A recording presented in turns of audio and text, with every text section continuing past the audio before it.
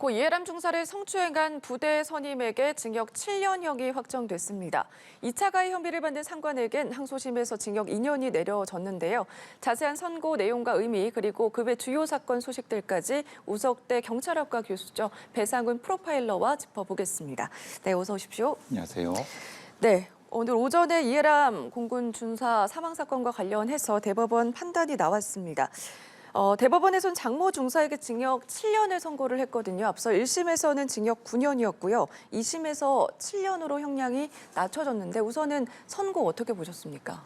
내용상으로 상당히 좀 미흡한 부분이 있고요. 네. 물론 과거의 비슷한 사례에 비해서는 중형이 나왔다고 볼 수 있습니다만은 전반적인 어떤 논리의 구성 자체가 이 강제추행으로 인해서 죽음으로 연결되는 그 지점에 대한 인정이 되지 않은 상황. 예. 그러니까 유족이나 아니면 관련 단체들 아니면 관련 많은 분들이 그 연결성, 말하자면 그로 강제추행과 2차 가해로 인해서 죽음을 이루게 됐고 그 전반적인 책임을 이들이 져야 되는데 그 책임에 대한 부분은 빠져 있다. 그렇지만은 형량 자체는 다른 어떤 이전의 사례에 비해서는 높다. 그러니까 사실 그래서 법원에서는 일종의 절충이라고 저는 중간을 선택한 것이 아닌가 싶음을 합니다. 네, 책임에 대해서는 빠져 있고 하지만 이전 사건들과 비교를 해봤을 때는 그래도 높은 형량이다 이렇게 말씀을 해주셨습니다. 강제추행 혐의는 인정이 됐고요. 이게 쟁점을 보니까 이번에 보복 협박 혐의가 적용이 될지 이게 쟁점이었는데 이와 관련해서는 무죄가 나왔거든요. 재판부에서는 정신적 고통이 극단적 선택의 주요 원인이지만 장 씨의 책임만은 물을 수 없다 이런 입장을 밝혔습니다. 하지만 사건 당시에 보면은 이제 자살을 암시하는 듯한 메시지를 보내긴 했잖아요. 그래서 유족에서는 이거를 협박으로 느끼지 않았을까 이런 입장을 내비치고 있는데 이건 어떻게 보세요? 그러면 장 씨의 책임이 아니면 누구 책임이라는 얘기죠? 그럼 피해자 책임입니까? 그러니까요. 그러니까요. 그러면은 거기에 대한 부분을 명확히 해주셨어야죠. 그것도 판사님들이 그렇다고 하면은 장 씨의 책임이 아니고 그럼 누구 책임이냐라는 부분이 없는 상태가 비어 있는 부분인 거고 당연하게도 네. 흔히 말하는 그 군대 내의 상하 관계라든가 이런 여러 가지 상황 속에서 그 말 한마디 아니면 어떤 문자로 표현된 것 자체가 얼마나 큰 압박을 느끼는지 네. 비교하거나 아니면 평정을 했어야 된다는 겁니다. 근데 그 평정 없이 판사들이 본인들의 판단력, 그러니까 과거에 다른 어떤 맥락이 없는 예. 상황에서 여기는 맥락이 중요해요. 군대는 맥락이 중요하거든요. 네. 그것이 없는 상태이기 때문에 이런 판단이 좀 지금의 사법 상황하고는 맞지 않지 않느냐라고 하는 것은 저는 보고 있습니다. 이걸 그리고 실제로 중요한 범죄는 동기가 중요하거든요. 네. 이건 동기를 판단하지 않은 거라고 좀 보여집니다. 네, 맥락과 동기가 중요한데 이전 판례와 비교를 했을 때는 이전에는 이런 게 없었기 때문에 그래도 높게 나왔다 이렇게 말씀을 해주셨습니다.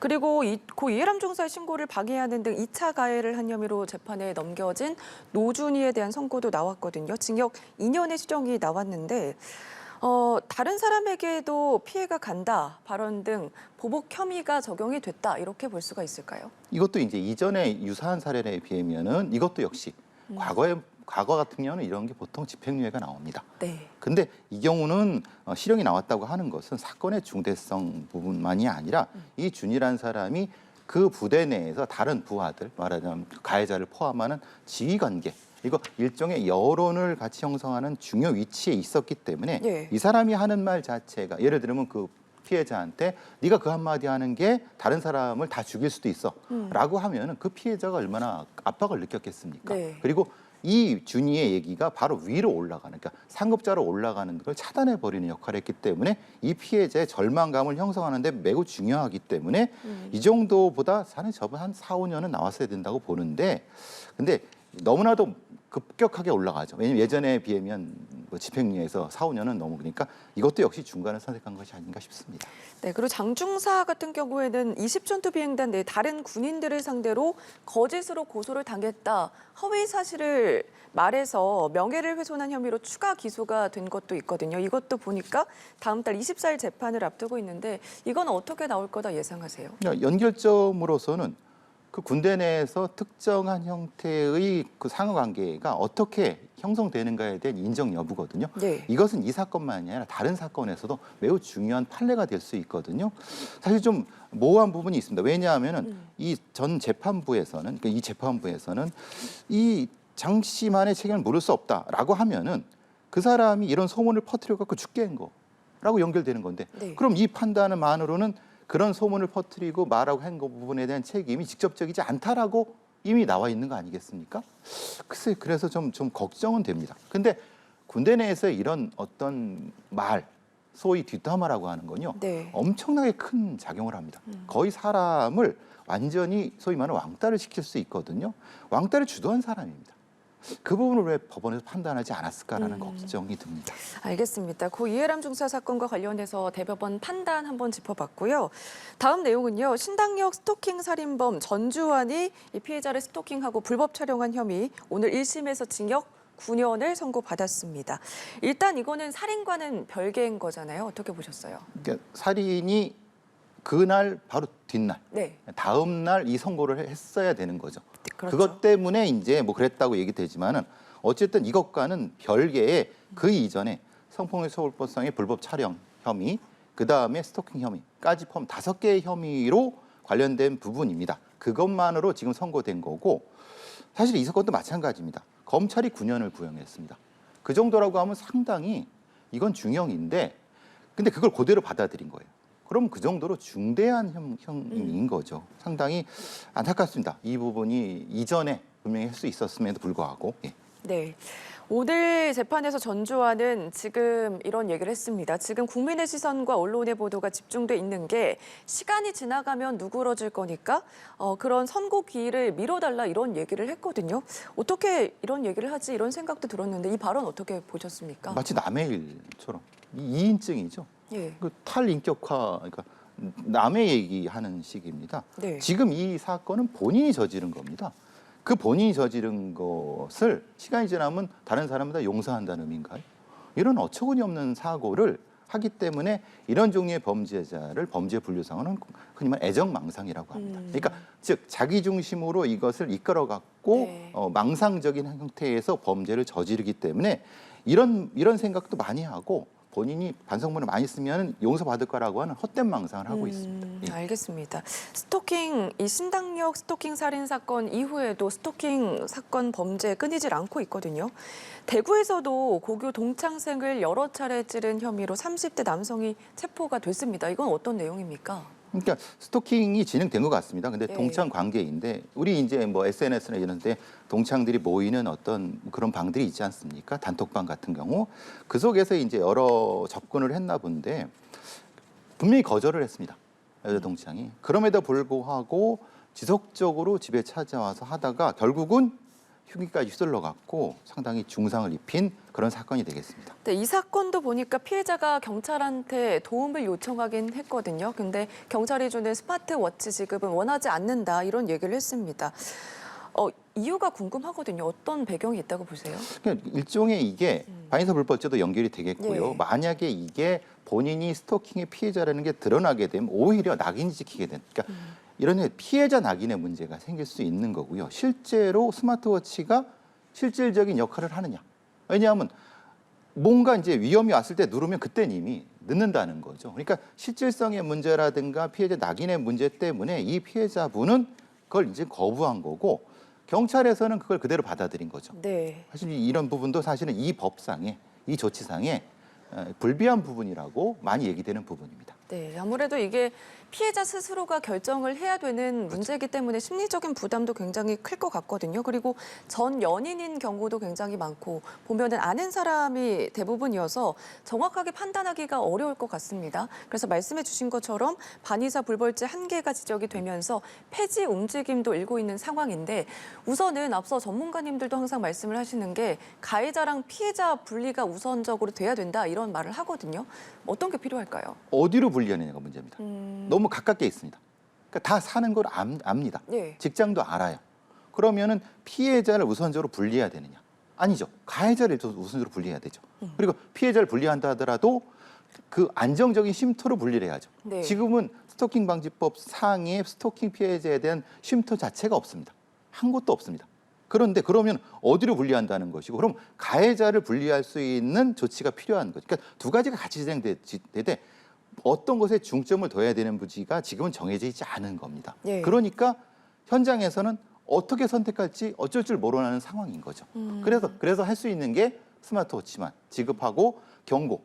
사실 이 가해자한테 경찰의 경고가 먹힌다고 착각하시는 겁니다. 절대 안 먹힙니다. 네. 왜냐? 경찰만 사라지면 바로 보복합니다.